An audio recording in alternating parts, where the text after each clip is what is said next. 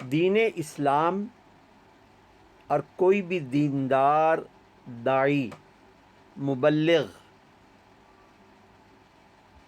خواتین کے تعلیمی حصول کے خلاف نہیں ہے، لیکن جو تعلیم کے سسٹم میں کو ایجوکیشن کے نام پر بے غیرتی اور بے حیائی اسکولوں سے لے کر ہائی لیول یعنی یونیورسٹیوں تک پھیلائی جا رہی ہے، اغیار کے ایجنڈے پر عمل کیا جا رہا ہے، دین اور دیندار اس عمل کے خلاف ہیں اور اس عمل پر برسر احتجاج ہیں۔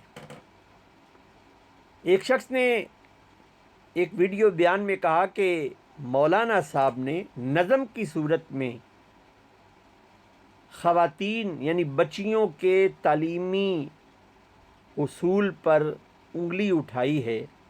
ہم احتجاج کرتے ہیں اور حکومت کو چاہیے کہ ایکشن لے، یعنی گرفتار کرے اور سزا دے اس مولانا صاحب کو۔ لیکن کبھی ہماری حکومتوں نے اور ان لفافہ بردار صحافیوں نے اسکول سے لے کر یونیورسٹیوں تک جو بے حیائی کا بیج بویا جا رہا ہے اس پر احتجاج نہیں کیا۔ ہمیشہ لوگوں نے دینداروں پر انگلیاں اٹھائی۔